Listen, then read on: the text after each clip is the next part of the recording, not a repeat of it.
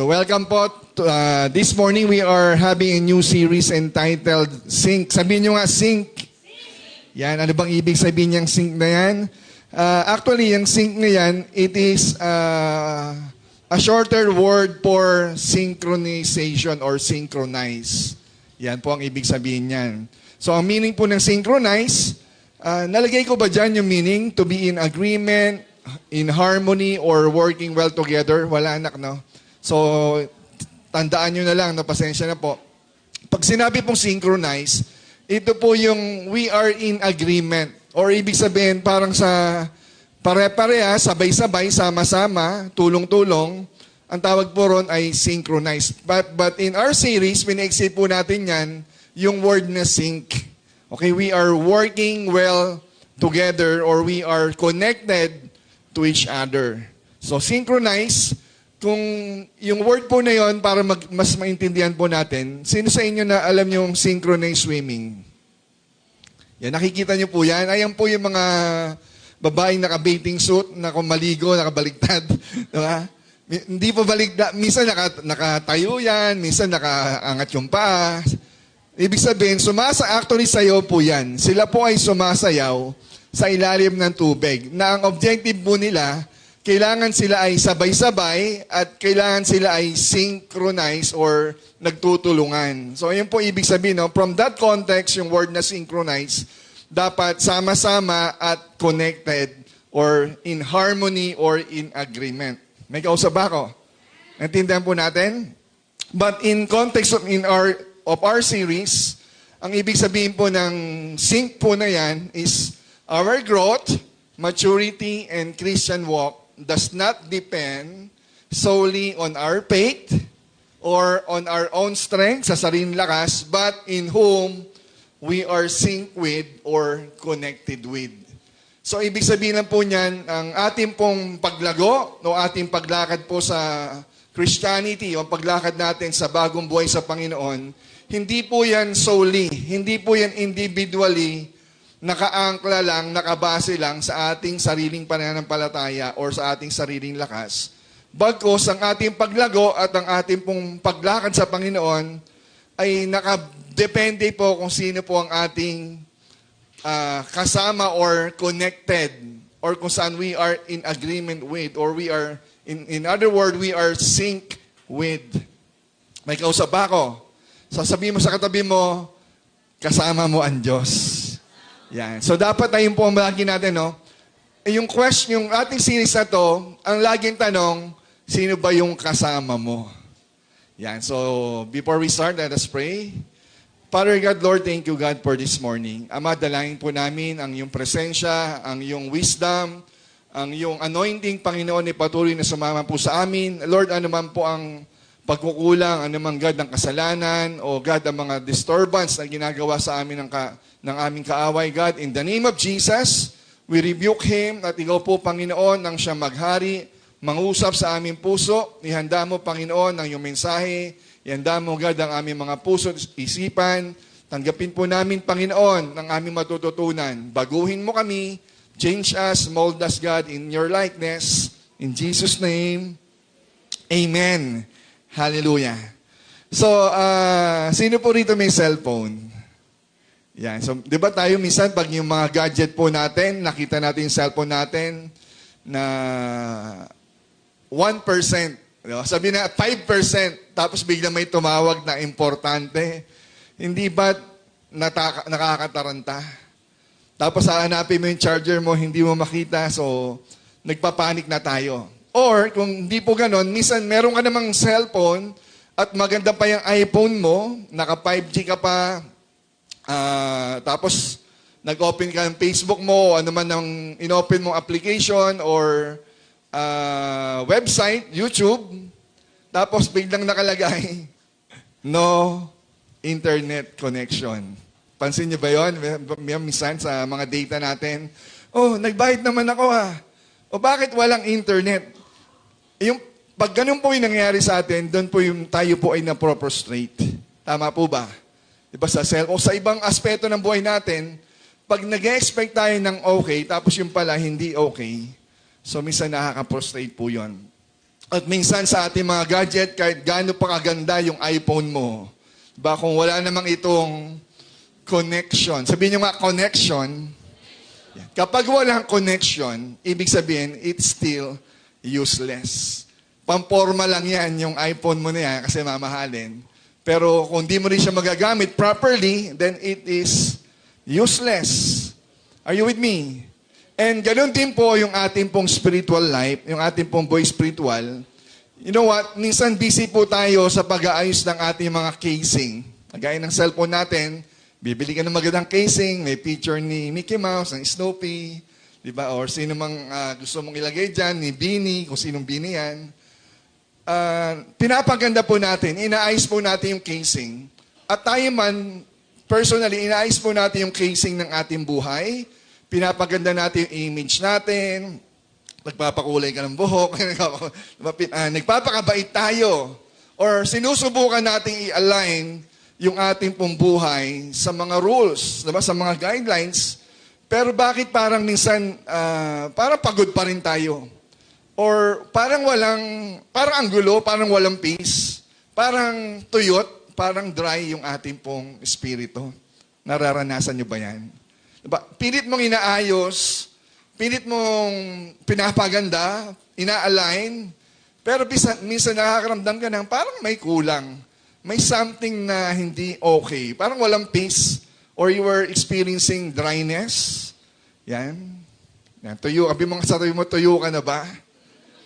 Yan. The simple reason is we are trying to align ourselves without connecting. Inaayos natin, pero sa totoo lang, kahit anong ayos natin, kung hindi naman tayo konektado, if we are not we are not in harmony, medyo nagkakaproblema tayo. And sa ating pong bagong series, diba, na sync, ang gusto natin maintindihan ay connection must come before alignment. Yan. Ayan po ang pinaka-tagline ng ating series. Connection must come before alignment. Kaya napakahalaga yung ating connections. Diba? Ang paglago sa Lord, ang faith, ang ating Christian life, does not depend on our skills or in our giftings. Minsan may mga talent tayo, matatalino tayo, magagaling tayo. It is not depend on those things. It all depends sa ating connections. Amen? Depende po kung kanino tayo nakakonect. Minsan nga, magaling, graduate, matalino, pero until now, walang trabaho. Pero yung isa, simple lang, di ba? Hindi naman walang high honor, walang mga medals or award, pero ang bilis makapasok sa trabaho. Anong meron? They have connections. Di ba? Sabi nga ni Sarah G., nung pelikula niya ni John Lloyd, connections, di ba? May connections. At sabi ni Lord sa John 15, verse 5, I am the vine, you are the branches, and apart from me, you can do nothing. Tama? I am the vine and you are the branches. Apart from me, you can do nothing. Maliban sa akin, or kapag ako inalis mo, hindi mo ako sinama, pag di ako kasama dyan, sa totoo lang, you are nothing. Naalala ko po yung verse na yan. Meron po akong isang preacher na merong bingot dito. Naalala ko nung pinirich niya yan, binanggit niya yan sa Tagalog, marami po ang nagalit sa kanya. Intindihan niyo po ba ako? Bakit siya nagalit? Sabi niya, ako ang puno. Kayo ang mga, may tumatawa na sa likod. May bingon siya eh.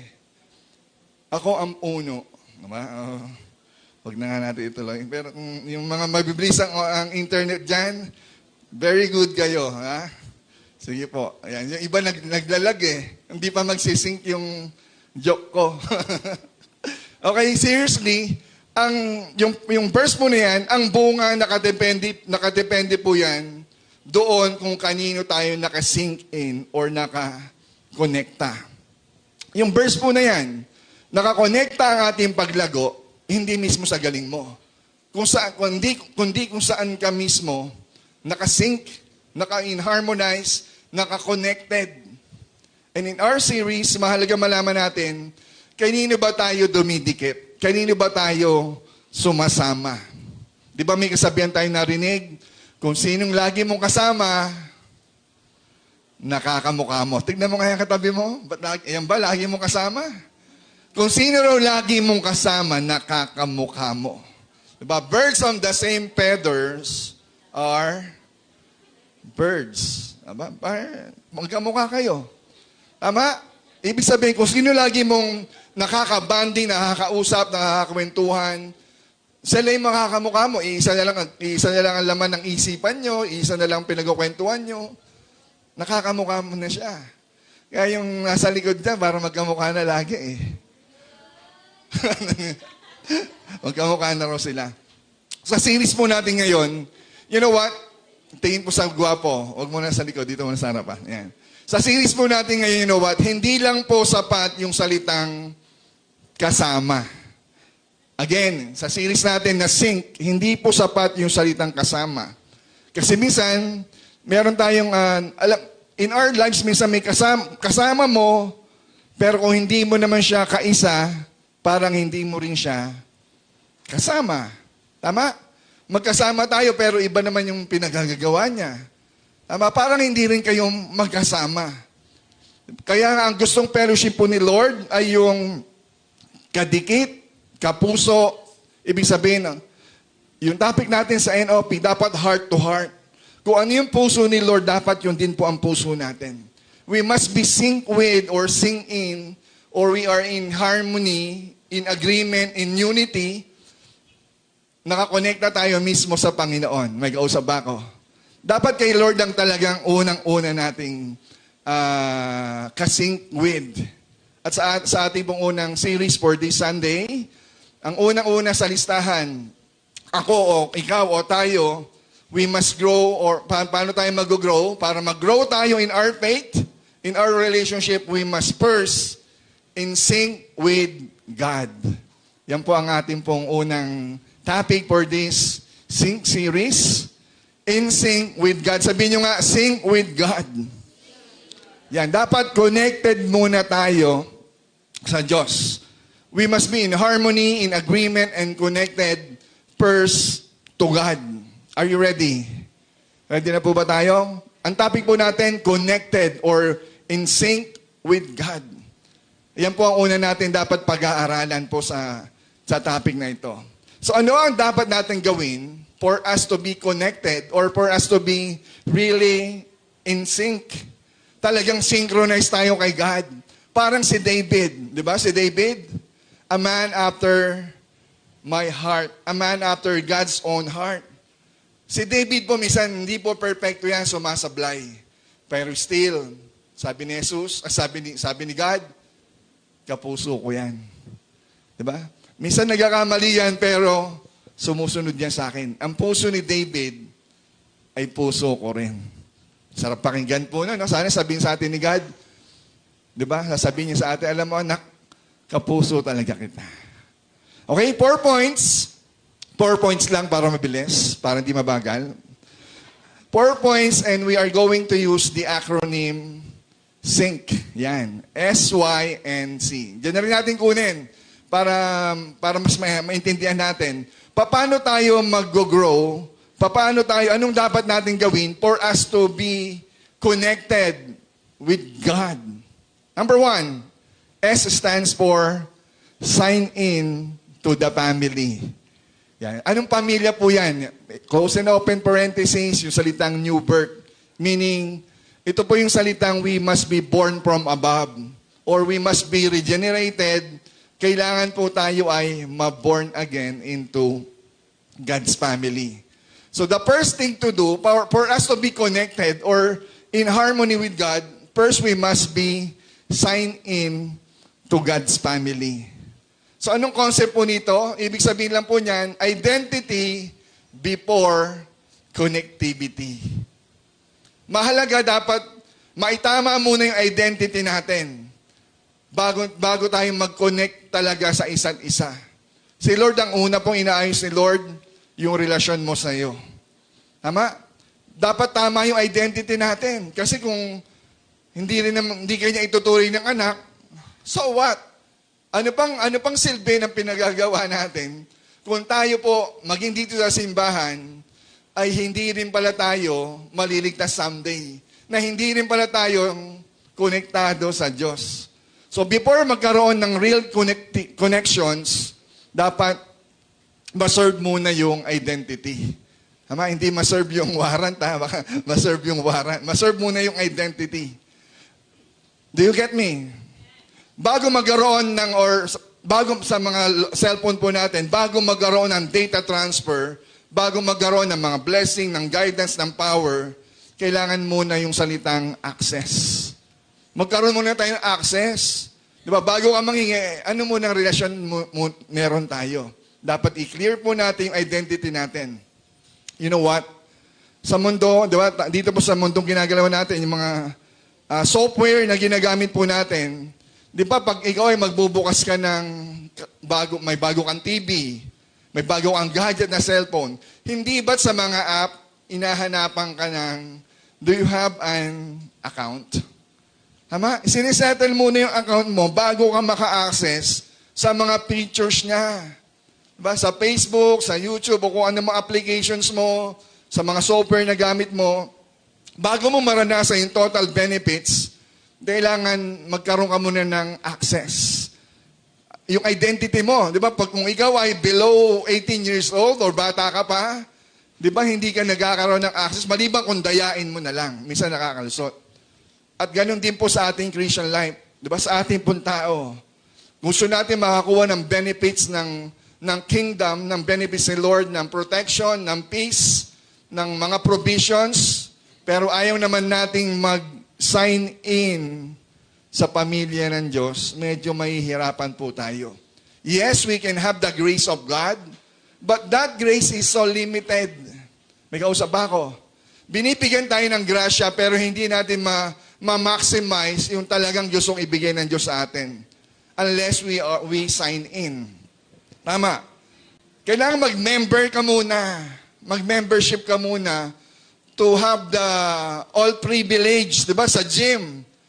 Papasok ka ng gym, manonood ka lang. Pwede mong hawakan, hanggang ganyan ka lang, pero hindi ka pwedeng mag-exercise unless magkaroon ka ng registration. Are you with me? So mahalaga po, mag-sign in muna tayo.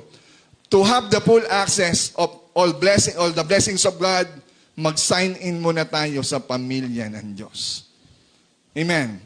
Madalas po, maging dito sa simbahan, madalas nakakarinig po tayo ng magagandang testimony ng mga kapatid po natin.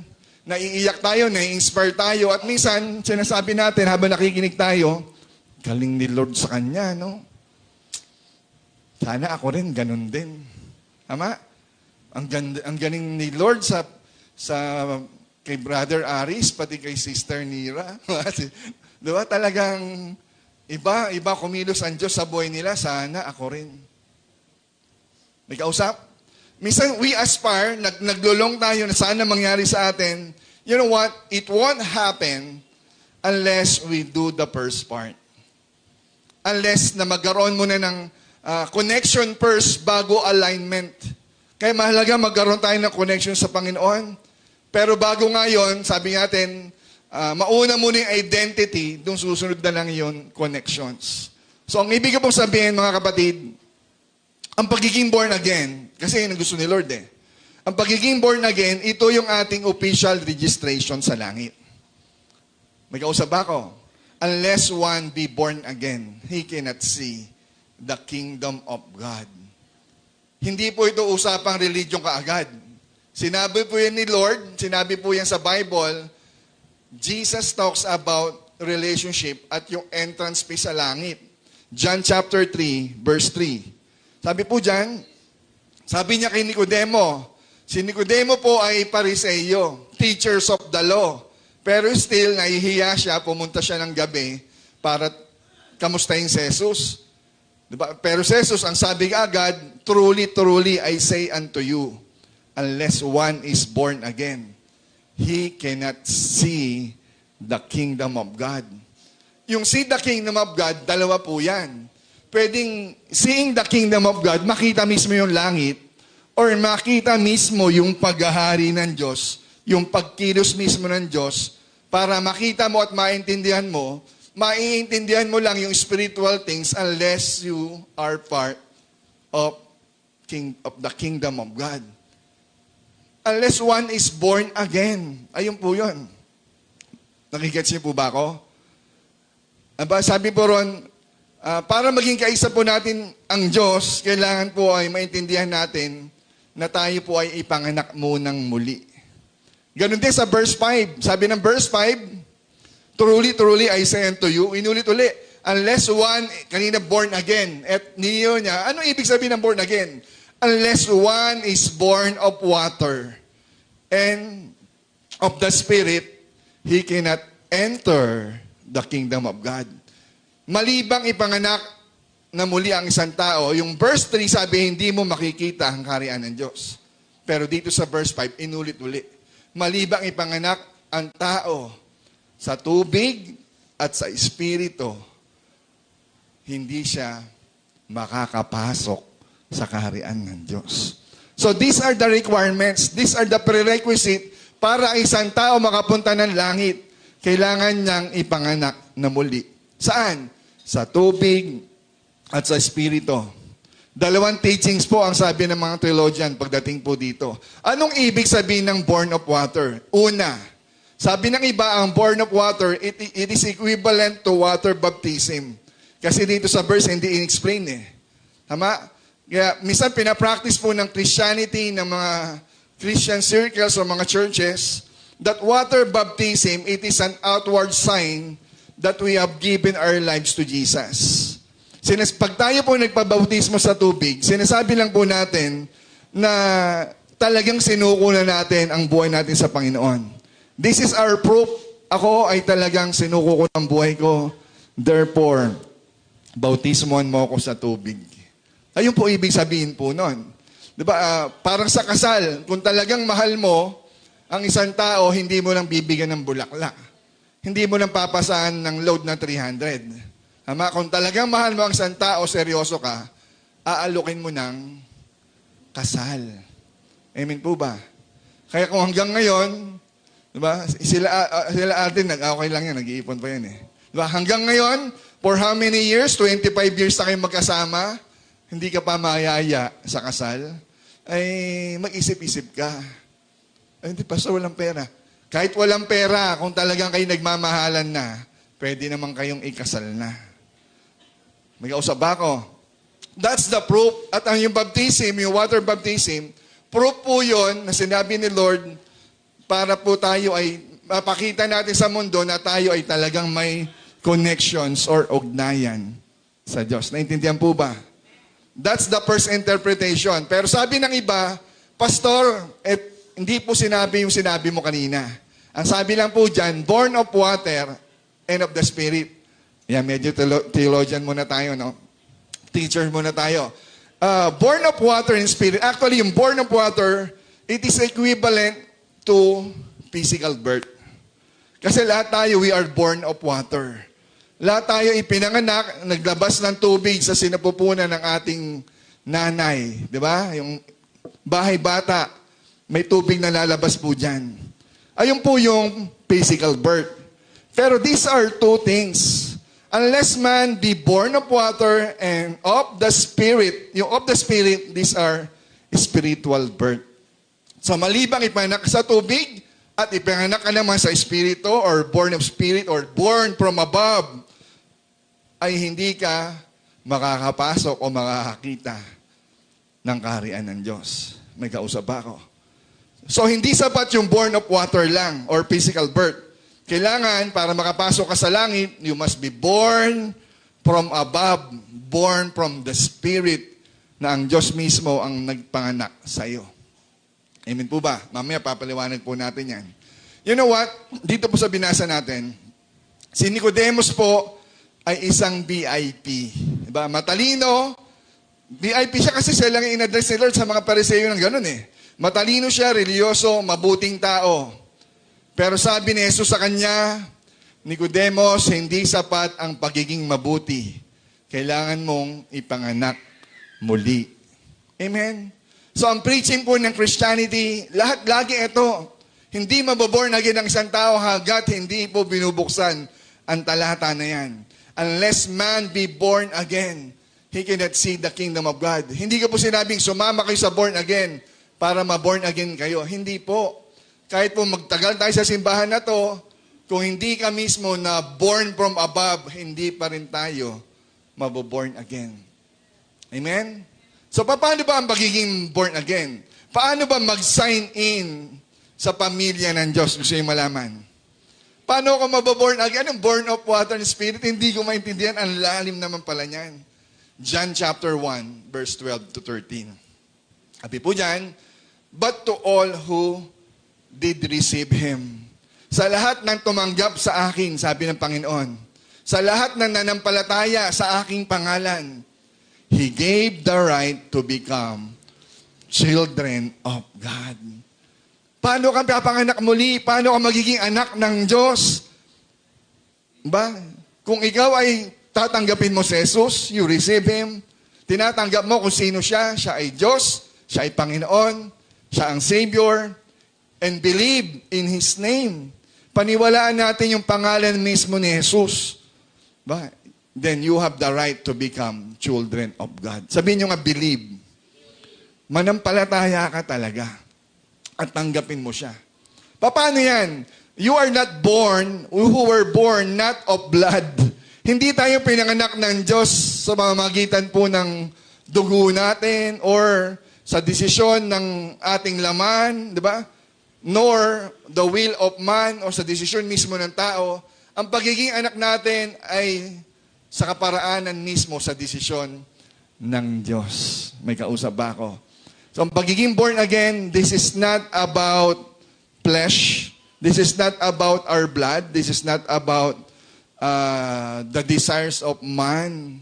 Diba? Not the will of man or the husband's will. Hindi desisyon ng asawa mo, uy, mag-encounter ka na, ma-born again ka na. Kahit itula ka pa sa encounter, unless ikaw mismo, at unless you are not being born from above. Hindi ka mismo binago ni Jesus ang puso mo kasi hanggat walang changes na nangyayari sa buhay mo, you are not born from above.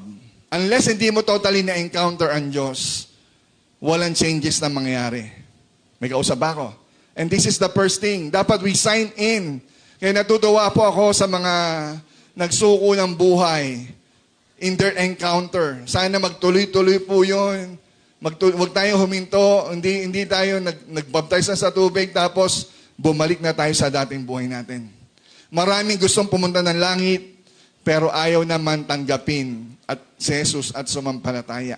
Gusto nilang maligtas pero ayaw namang mag-commit. Gusto pumunta ng langit pero ayaw naman mag-process. Gusto lumalim, lumago pero ayaw namang mag-aral. Amen? Mamaya po may orientation po tayo sa Strong Foundation class. Yeah, so kailangan po natin, aside sa ating natutunan sa encounter, now we are going to the next level. Mag-aaral po tayo. Dalalim tayo ng konti. Pag-aaralan natin yung basic principles, doctrines ng pagiging anak ng Diyos. Amen po ba? Yun po kailangan natin matutunan. Mag-sign in po tayo sa family of God at matuto po tayo. Gusto ko pong ipakita, kaya lang baka magalit kayo sa akin pag kinanta ko to eh. Medyo nag-inspire sa akin to nung bago po akong Kristiyano na nakikinig. Favorite po to ni Ate Jenny sa ni Banji. Yan, baka si Rodel, favorite din to. Pakita mo nga anak. Baka alam niyo yung kanta na yan. Ang title po ng song na yan ay Kailan Pa. Originally, it was written by Bong Hermosa. Tama ba? Bong Hermosa. Marami ng version niyan ng papuri singers. Pero, Pastora, alam mo po itong kanta na to? Gusto mo kantahin? Diba? Parang, tignan yung mensahe, no? Kailan pa ibibigay ang buhay mo't lakas sa Kanya na nagbigay sa'yo ng buhay na wagas. Ang pangalan niyang banal kailan itatanyag, kung wala ng pagkakataon at huli na ang lahat. Ang ganda po ng mensahe, no? Kailan pa kung huli na ang lahat? Pero mas maganda yung chorus niyan. Pakita mo nga. Kung ang araw mo'y lumipas na, makuha mo pa kayang siya ay paglingkuran. Kailan pa kaya maglilingkod sa Diyos? Kung hindi ngayon, kailan pa? Yeah. Yes, may fans na ako dito. Mga kapatid, this is the simple message of the song. Maraming gustong pumunta ng langit. Maraming gustong maligtas. Pero kung hindi naman natin isusuko ang buhay natin, o sasabihin natin, bata pa ako, hindi pa naman mag-rapture, hindi pa katapusan ng mundo, knock on wood, hindi natin hawak ang buhay. Kaya ang tanong sa atin, kung hindi ka maglilingkod ngayon, kailan pa? Baka lumipas na yung panahon mo, matanda, kung kailang matanda na tayo, hindi na tayo makapagpuri, kunin na tayo ng, ba? Kaya ako natutuwa ako kay Nani Andrea. Nani Andrea, ba't pansinin kita uli Bagamat si Nani Andrea po ay galing po sa sakit, pero siya po ay lumalaban. Tama? Nilalaban niya. Bakit? Pastor, gusto kong makinig. Sawa na ako sa online. Diba? Minsan wala na ako napanood. Gusto ko pa rin pumunta kahit nahihirapan ako. That's my worship na ibibigay sa Panginoon. Amen? Habang may pagkakataon, galingan natin, itodo natin, kasi hindi natin hawak ang bukas. Baka lumipas na tayo. Amen po ba? Okay, so, first, dapat mag-sign in po tayo. Mahalaga na parang yung ating pong mga Wi-Fi password. Diba? Hanggat hindi tayo, diba, minsan pupunta tayo ng Starbucks, ang sarap dito. Tapos sabi, unlimited, maganda yung internet, malakas. Pero hanggat hindi kayo bumibili ng kape at donut, diba? Hindi mo makukuha yung password. Ama, ganun din po sa Panginoon. Hanggat hindi mo sinusuko ang buhay mo, hanggat hindi ka mananampalataya kay Jesus, hanggat hindi mo siya tatanggapin, limited lang ang makukuha mo. Hanggang dito lang sa lupa. Hindi ka aabot sa langit. Amen po ba? We must sign in to the family of God. Ang simbahan, ang Biblia, ang panalangin ay parang wifi lang. Nandyan lang po sa paligid. Simbahan, Bible, prayer. Ba? Pero ang new birth, ang nagbibigay sa iyo ng password. Ang pagiging born again, ang new birth mo, mabago ang puso mo, kilalanin mo ang Diyos. Ito ang password mo. This is your registration to heaven. Ganun lang kasimple. Kahit hindi ka umiyak, pero sa puso mo, tinatanggap mo ang Panginoon, sumusunod ka, meron ka ng access. Full access sa lahat na sinabi ng Bible, sa privilege, you can cast out demons, yung provision, yung blessing, yung mga pangako, lahat yon fully matatanggap mo once you sign in. May kausap. Pangalawa, sige, basahin muna natin itong quote natin.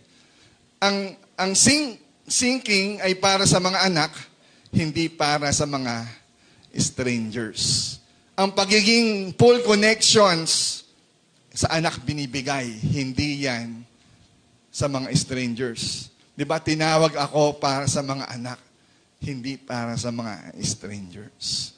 Pangalawa, Y stands for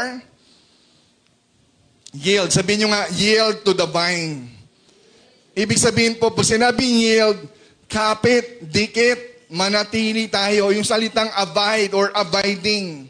Diba? Kung ang sign-in ay pagpasok sa pamilya ng Diyos, ang yield naman ay pananatili. Sabihin mo nga, pananatili. Kailangan manatili ka sa loob ng pamilya. Nakapasok ka, pero dapat makita sa'yo yung salitang pananatili. At ito pong yield, this is not a one-time event. Ginagawa po ang yielding or abiding daily. Sabihin mo nga, daily. Ang yielding, abiding, ang pananatili, Hindi po yung one-time event. Ginagawa po yan, again mga kapatid, this is a daily lifestyle. Lagi po natin ginagawa ito. At ang yield may dalawang ibig sabihin. Ilan?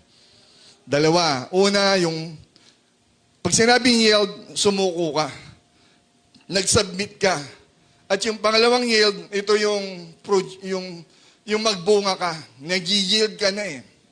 You are yielding.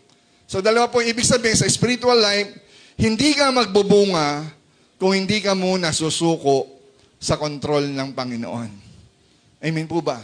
Hindi ka totally mag-flourish, hindi ka mamumulaklak ng todo kung hindi ka muna susuko, magsasubmit sa kontrol ng Diyos. May kausap ba ako? Maraming Kristiyano nag-sign in, nag-born again. Pero paglabas ng church, nag-self mode. Diba? Pag nasa church, sign in, born again. Paglabas ng pintuan, pagbaba ng hagdanan, paglabas ng gate, self mode uli. Ako to, ako lang to. Wala si Kristo rito, kaya kahit ano pwede kong gawin. May kausap ba ako? Nasaan yung yielding? Nasaan yung pananatili? Mas sinusubukan natin mamuhay gamit yung sarili natin diskarte, sariling budget, sariling plano. May kausap ba ako? You know what? Ang sanga, sabi ng Bible, di ba ang sanga, wala po yung sariling battery. Ang buhay po natin ay para pong puno. To yield means to stop struggling, but to start leaning. Sabihin nyo nga, leaning. Ibig sabihin, huwag tayong mag-struggle na tayo yung nag-e-effort, lagi na ikaw nag-e-effort. Dapat matuto rin po tayong umasa o sumandal sa Panginoon. Amen? Dapat nandoon yung nagtatrabaho tayo, yes, kumikilos tayo, may effort tayo, pero please, huwag mawala yung paglilin. Kasi sabi ng verse, John 15 verse 4, di ba yung sabi niya ron, apart from me, sa verse 5, apart from me, you can do nothing. Pero before that, ang daming verse, ang daming words, yung salitang naka-highlight, nakakulay dilaw. Abide in me, and I in you. As the branch cannot bear fruit by itself unless it abides in the vine, neither can you unless you abide in me.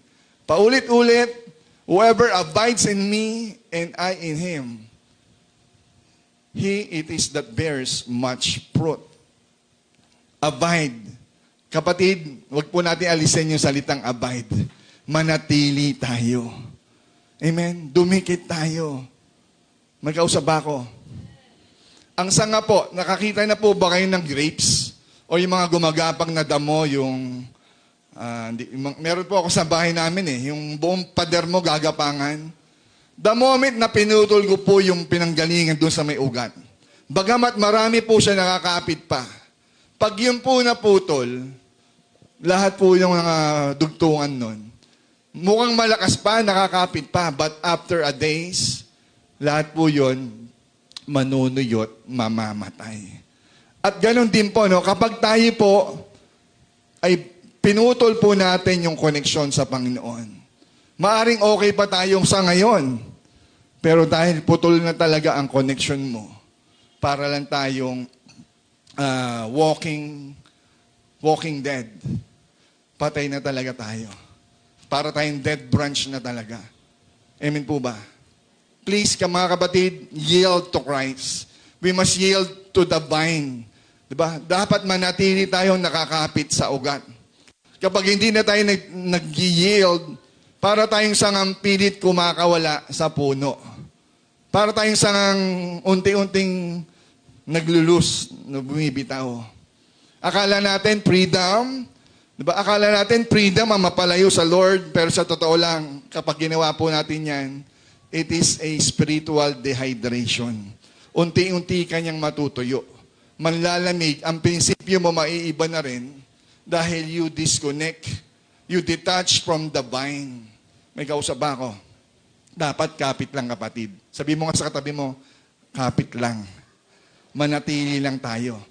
Amen? To be in harmony with God, with Christ, we must abide in the vine.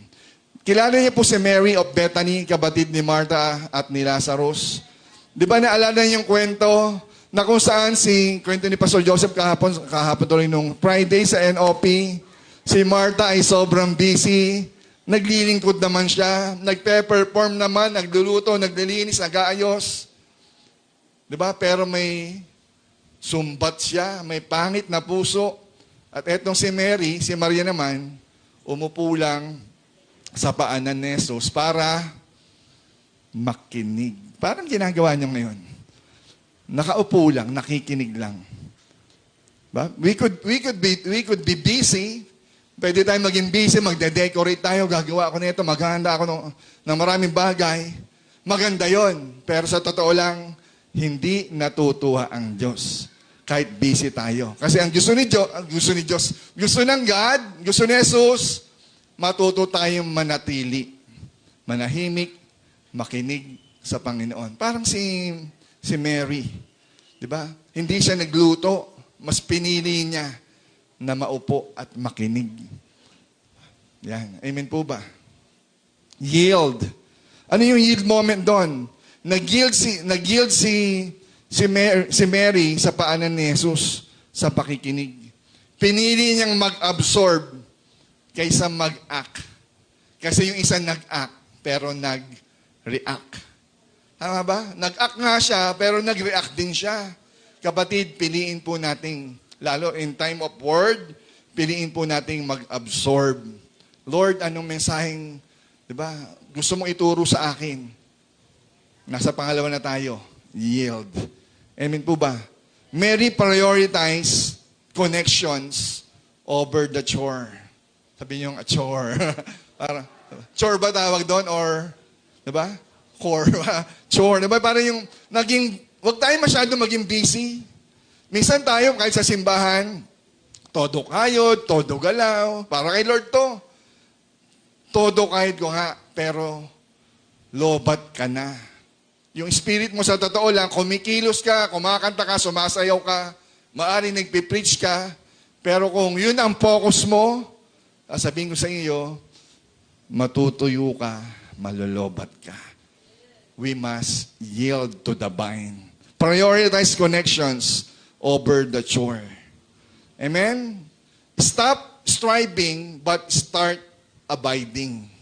Yes, nag-i-strive tayo, pinipilit natin mag-survive, pero kapatid, mas magso-survive ka kung mag-a-abide ka sa Kanya. Matuto ka manahimik, makinig. Huwag ka na mag-rebat, huwag ka na mag-react. Amen po ba?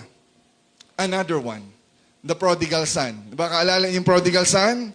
The moment yung libugang anak ay, amin na ang mana ko, give me to me. Buhay pa yung tatay niya, hiningi niya yung mana niya.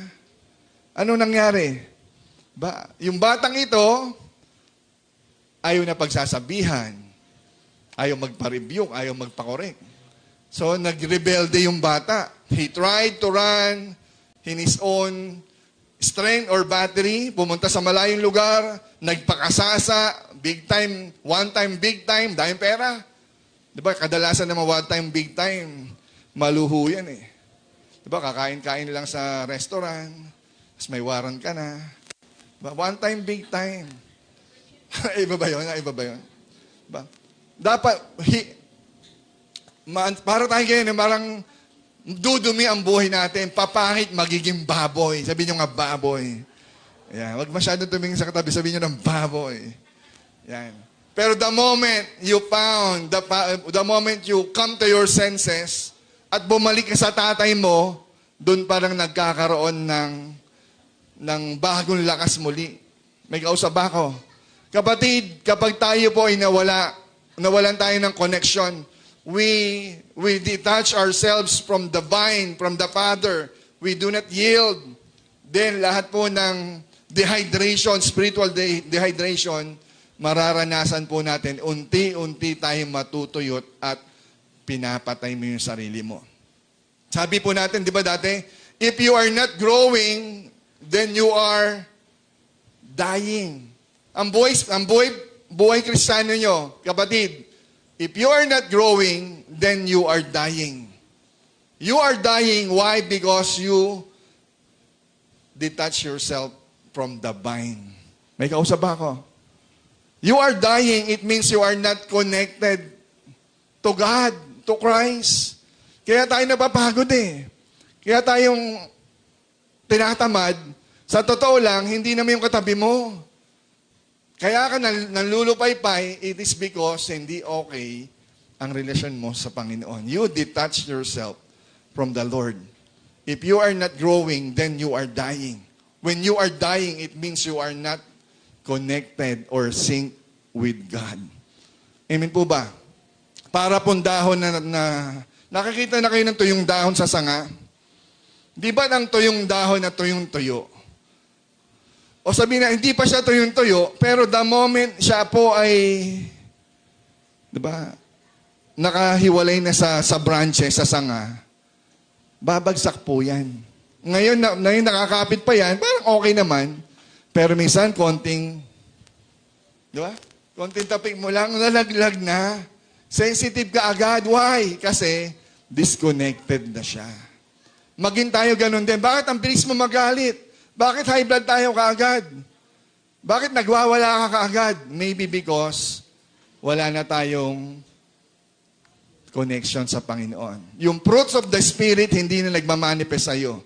Kasi iba na ang pinakikinggan mo. Dapat bumalik tayo, yield again to the vine. May kausap. Pangatlo, why? Why? Ano sunod? S-Y-N. Notice the interruptions. Sabi nyo nga, interruptions. Yan, dapat makita natin yung ano ba itong mga gusto natin mapalapit sa Panginoon, pero marami interruptions. At ngayon po gagawin, i-clear po natin yung signal. Sa point na ito, pag-uusapan po natin yung mga connection killers. Mga pumapatay sa ating connection sa Panginoon. May kausap ba ako? Kahit nag-sign in tayo, kahit gusto natin may guild, pero kung marami naman nakaharang, marami interruptions, minsan sa cellphone natin, bakit ikot ng ikot? Kasi ang daming interruptions. Ang daming nakikisawsaw na nakiki-wifi, nakiki-data connect, pa-connect. So, ang nangyari, naglalag. Ang daming interruptions. Na dapat ma-identify natin yung mga lag, yung mga bumabara. Diba? Sa ating mga cellphone, ang tawag po ng iba rito ay interference or malware, 'di ba? Ibig sabihin mga basura ito Na hindi naman siya ganun kahalaga para sa mga gadget po natin. Bumubukas siya automatic, nagpe-play, nagkukonsumo ng battery, 90% maya-maya 20% na lang. Hindi mo naman ginagamit. Why? Kasi may mga malware na mga apps na hindi naman gumagamit, hindi mo naman ginagamit pero nagbabawas ng lakas mo. And these are interruptions. May kausap ba ako? Ang totoo, hindi si Lord ang may problema sa signal.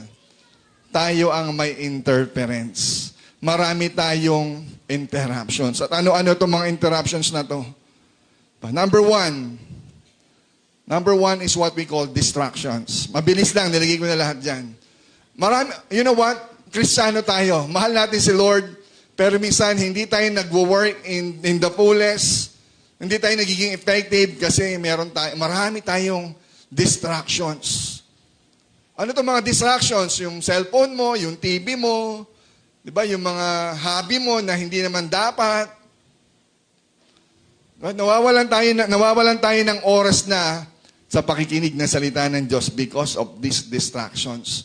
Nawawalan tayo ng connections kay God because of these many distractions. Kaka-FB mo yan, kaka-cellphone mo yan. Or pangalawa, yung ating pong business. Walang masama sa pagiging busy, pero kung dahil ang busy mo ay naglalayo naman sa Panginoon, para lang tayong si Martha. Amen? At ang pinakamalaking interruptions sa connection natin sa Panginoon, hindi yung mga bad things.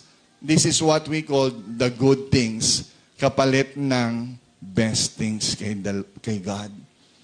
Amen po ba? Nagigets siya po ako? Hindi naman siya masama Pero nagiging masama siya kung ito ay naglalayo sa iyo sa paglago mo sa Panginoon. Nagigets? Or maybe we compromise. Ano to mga kompromiso? Kilala niyo si Samson? Di ba si Samson, he was called for greatness. Tinawag si Samson para tulungan, palayain ang mga Israelites.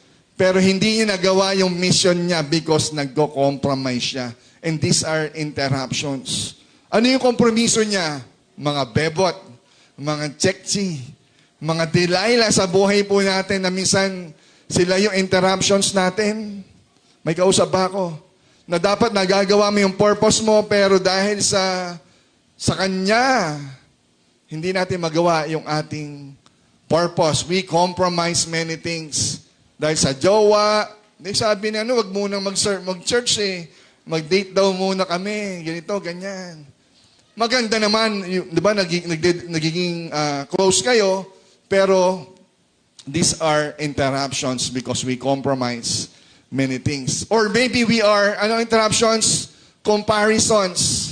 Di ba, kaka-compare natin, hindi natin magawa yung dapat na nakaatang para sa iyo because lagi kang nakatingin sa iba. Amen? Nawawalan tayo ng sarili mong frequency kasi lagi kang nakiki-wifi sa iba. Nakatingin tayo sa signal ng iba. Patingin nga ng cellphone mo. May cellphone ka naman. May kausap ba ako? And lastly, marami po yan, no? Pero binigay ko lang po yung, sa tingin ko po na madalas na interruptions po natin. Isipin nyo na po kung ano pang gusto idagdag nyo po dyan. But unforgiveness, kasama po yan. Kapatid ng galit, hatred, bitterness, at ang huling result niyan, unforgiveness. Kasi nawawalan tayo ng peace. Kapag nawala yung peace po natin sa sarili natin, sa puso po natin, it is a big interruptions. Nawawalan tayo ng connections sa Panginoon because of these interruptions. Kailangan po yan i-delete, burahin, di ba? Natin, tawag doon sa dina-download natin sa cellphone. Yung mabilis mag-delete ng mga hindi naman na ginagamit. O sige, yun na, di ko rinig. Di ba? Yung mga naka-store sa'yo na picture mo paulit-ulit para mabura yan. Isang burahan lang. May kausap ba ako? I-confess ang kasalanan at i-close ang mga tabs na hindi nagbibigay ng glory sa Panginoon. Maganda yan, pero kapatid, nagbibigay ba ng glory yan sa Diyos? Kapatid, tignan po natin. Pagmasdan nyo, you must notice the interruptions. Para mas lalo tayong maging close, mag-sync with God, we must know the interruptions. Ano to? Is this an habit? Ito ba yung habit mo? Ito yung attitude mo? O ito yung mga secret sin mo na dapat yan ay nire-reboot mo na o dinidelete mo na sa Panginoon. May kausap ba ako? Amen? Kapatid, tanggalin po natin lahat ng harang. Diba? I-delete po natin yan. Either pride, mga galit, para mas maging clear po yung ating pong relation sa Panginoon. Amen po ba? May natututo po tayo.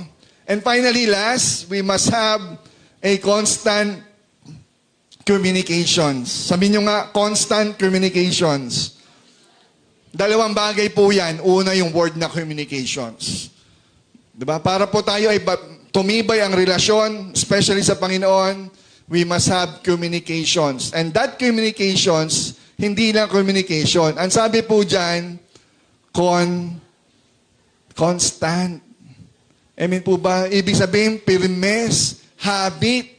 Madalas mong ginagawa ang prayer at ang pagbabasa ng Bible or pakikinig ng Word of God. Amen po ba? And this last part, yung constant communications, dito pumapasok yung salitang maintenance. Mayroong mini-maintain. Kung ikaw ay may sakit, alam mo may sakit ka, kailangan mo i-maintain. Diba? Inom ka ng gamot, wag hindi, kaya ko pa. Kapatid, tanggapin mo na sa sarili mo, kailangan mo mag-maintain. Kristiyano, Sogsim family, once you are being born again, you need to maintain these habits. I-maintain po natin ito. I-maintain po natin ito pong communication with God to be constant. Sabihin niyo again, constant.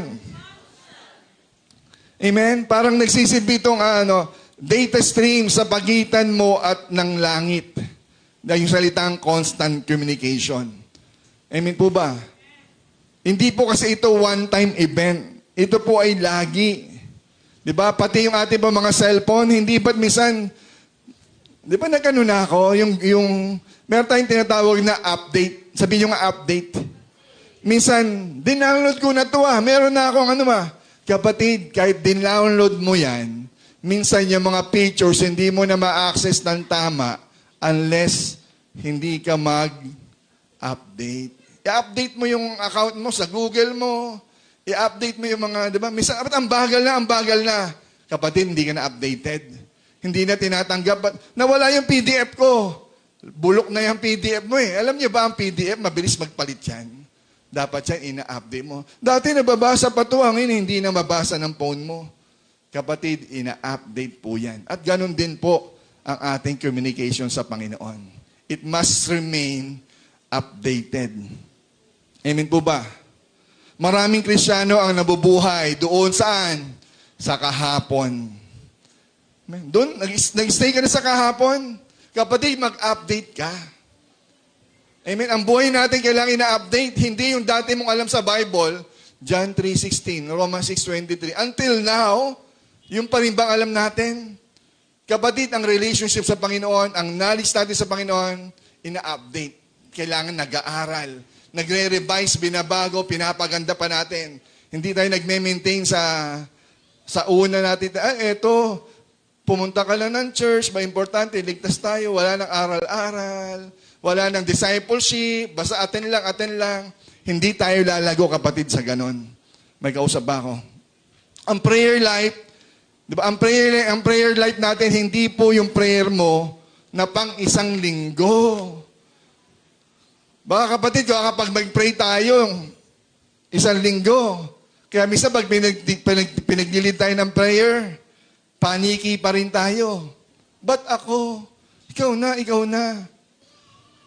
Are you with me? Kapatid, matuto po tayong manalangin. Matuto po tayong mag-devotion. Matuto po tayong magbasa ng Word of God. May kausap ako.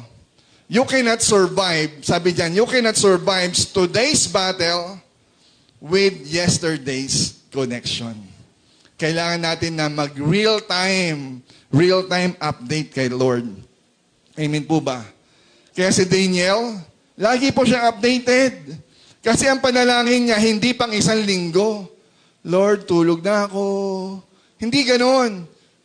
Ang prayer ni Daniel, kung manalangin mo siya, ang habit niya, 3 times a day. Tayo ba? Paano tayo manalangin? Kristiyano tayo niyan, Lord, sa church lang tayo nagdarasal? Sa church lang ba tayo nananalangin? Si Daniel, nandoon siya sa toxic environment, sa Babylon siya. Diba? Ang daming lag doon. Pero paano siya nagtagumpay? Prayer life niya. Hindi niya pinabayaan yung prayer life niya. Kahit bawal mag-pray, teka, anong bawal-bawal? Relationship ko sa Panginoon to. Ipaglalaban ko to. Are you with me? Kapatid, yung gawain sa Panginoon. Hindi, nagwo-work na kasi ko working na ako, hindi na ako aatin dyan. Kapatid, ipaglaban natin. Amen? Nawawala, nabubura na ang Christianity kapag hindi natin ipinaglaban. Kaya bago magpatama tayo, kung tayo pa'y nare-rebuke, Pastor, tama yan.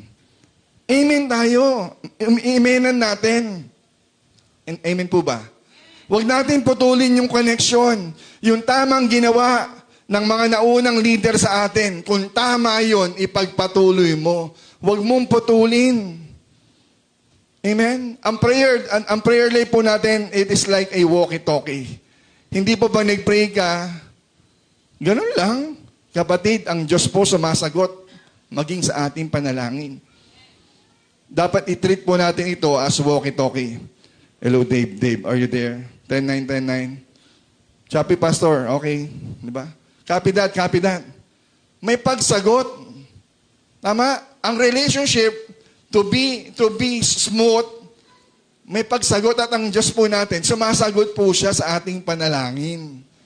Mag-stay lang tayo. Huwag tayong magmadali. Antok na ako eh. Kapatid, stay there. Sabi mo sa tabi mo, stay. Asa lang, stay there. Sit there. Are you with me? No data, no direction. No data, no connection, no direction. Kaya mahalaga dapat nakakonect tayo eh. At yung panalangin natin, ito po yung ating pong data connection.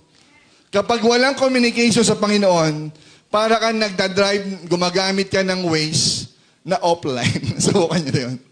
Maliligaw ka dyan. Saan na ba to? Saan na ba to? Maaring nakikita mo, pero walang direction. Liko sa kanan. Kumabig.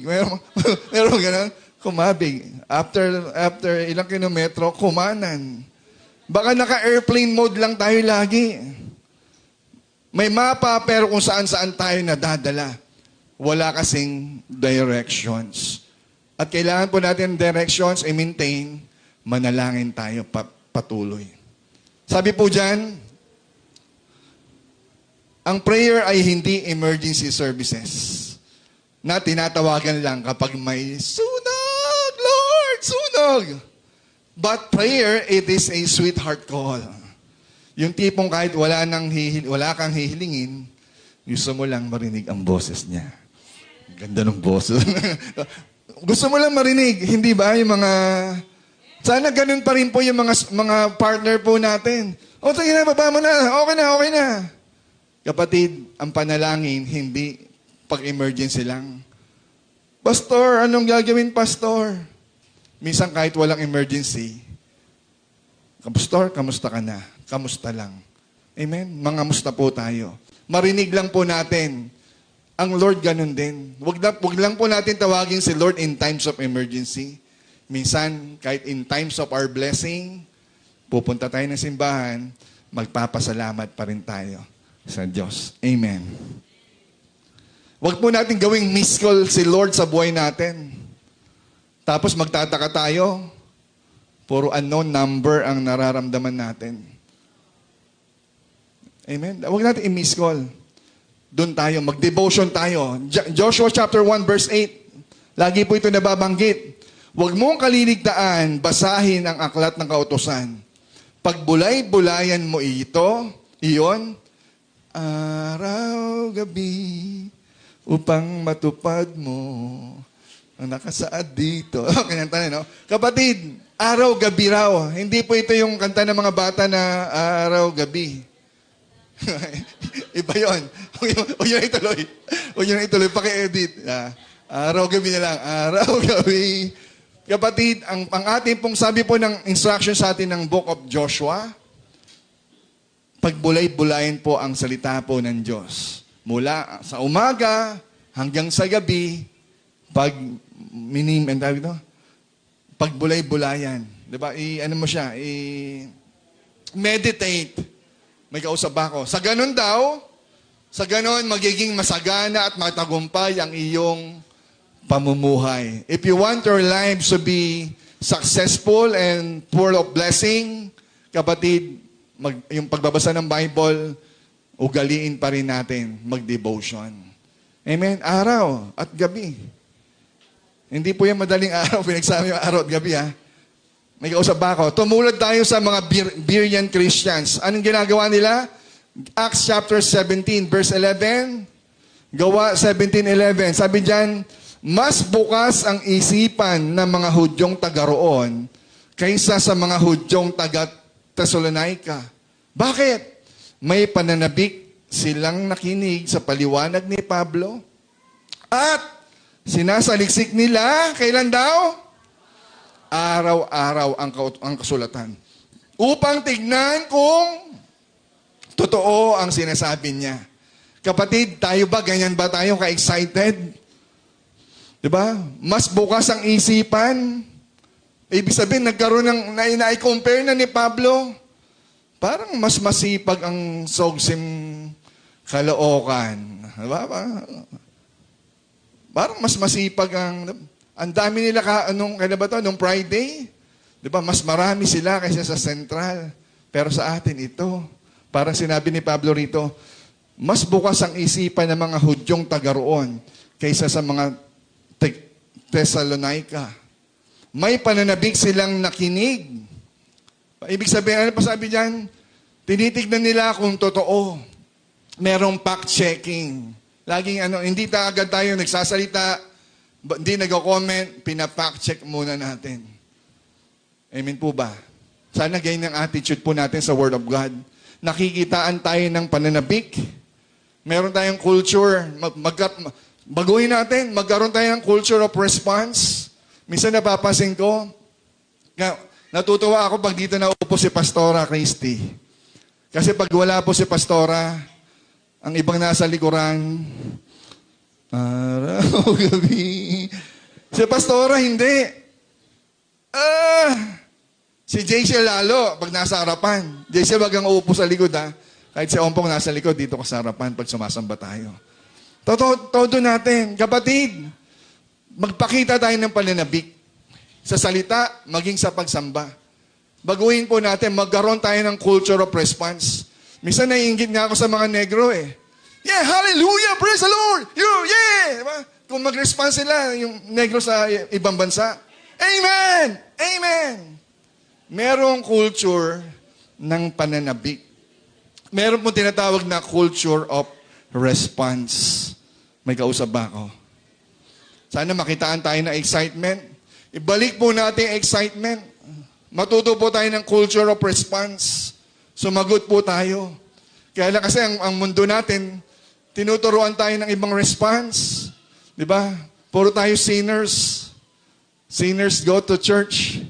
Di ba? Pag may, kamusta na kayo? Ano nang ginagawa nyo? Tanggang tingin lang. Magkaroon po tayo ng culture of response. Diba, Pastor, mabuti naman po. Yung iba, di sumasagot eh. Mata lang eh. Diba? Sinners. Sinners go to church. Hindi kasalanan na, kundi yung kapatid, let's have a culture of response. Ibalik po natin na excitement. Diba? Sa preaching, ibalik po natin. Pag nag-amen ka na, mag-amen ka na. Hindi naman sila nag-amen. Kahit na. Kung ikaw ay tinatamaan, para sa'yo yan, amen.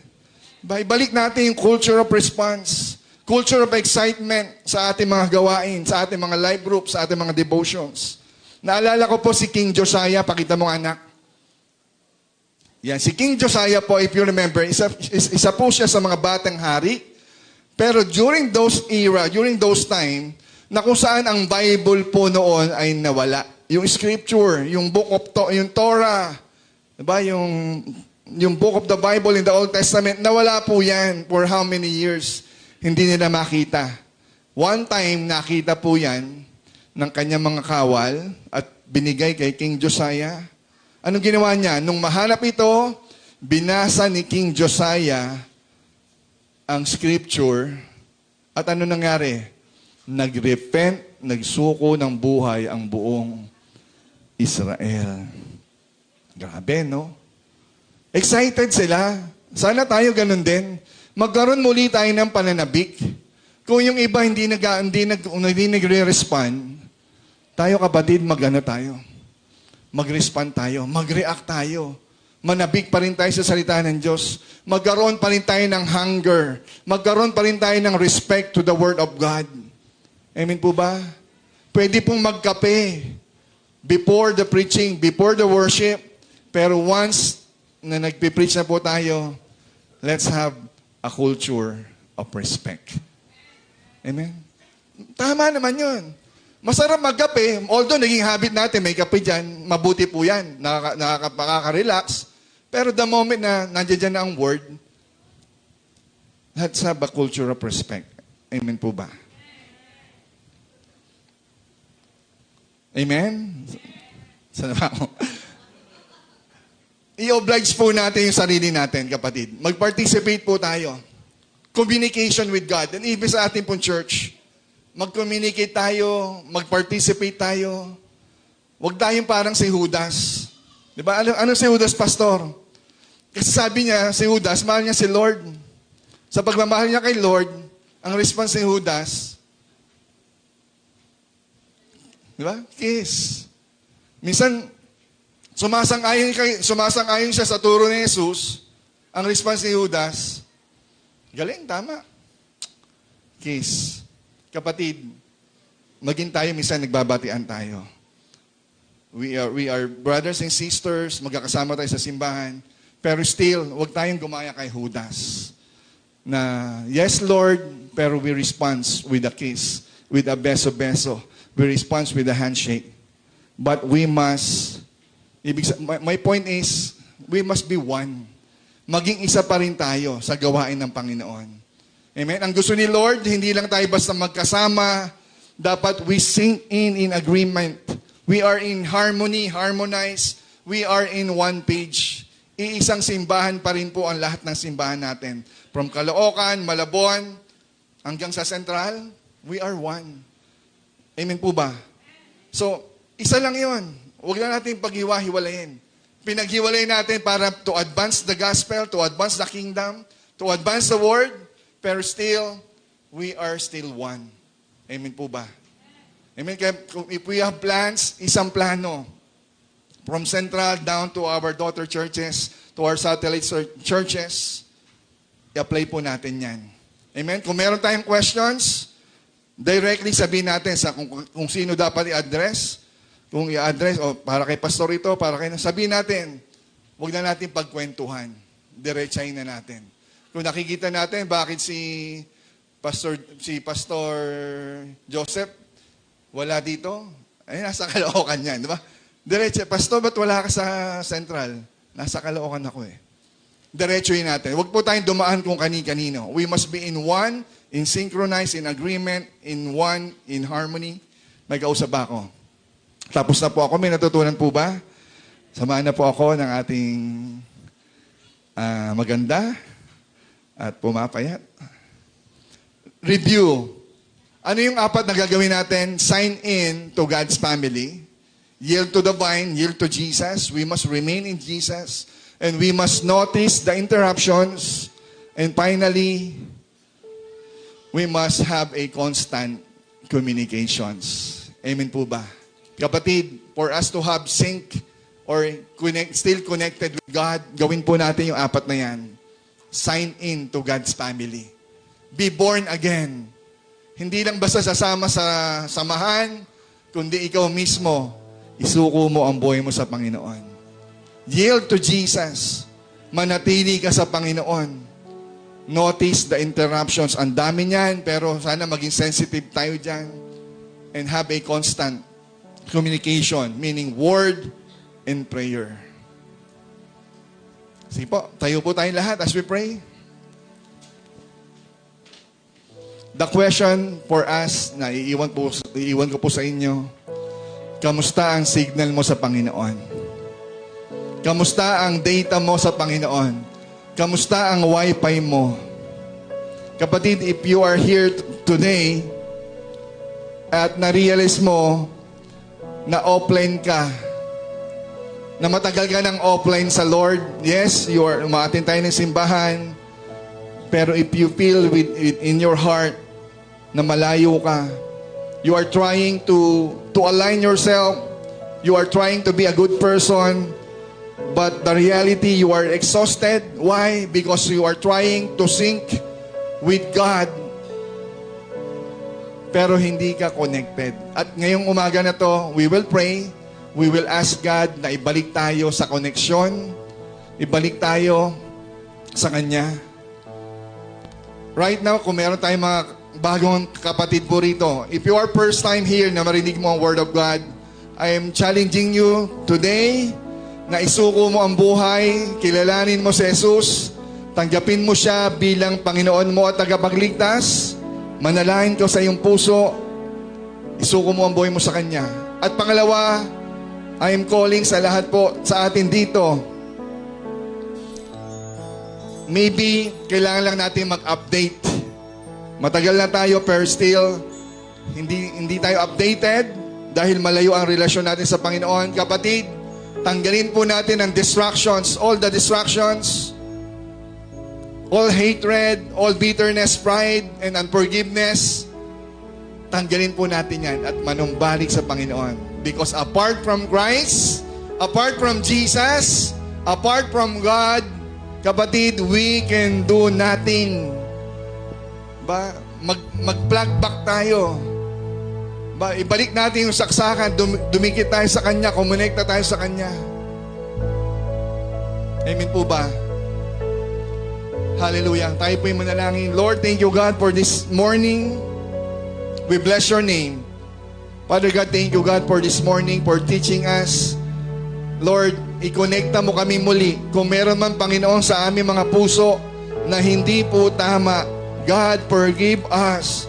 We surrender all these interruptions. We surrender all distractions. And right now, God, ibalik mo kami muli base, Panginoon, sa iyo pong kalooban. Lord, itama mo, God, kami ang aming mga puso, ang aming espiritu. Lord, ibalik mo kami muli. Hindi kami, Lord, magtatagumpay kung hindi kami, Lord, dikit sa iyo. Lord, thank you so much. To you, God, all the glory and praises. In Jesus' name, everybody says, Amen and Amen. Hallelujah.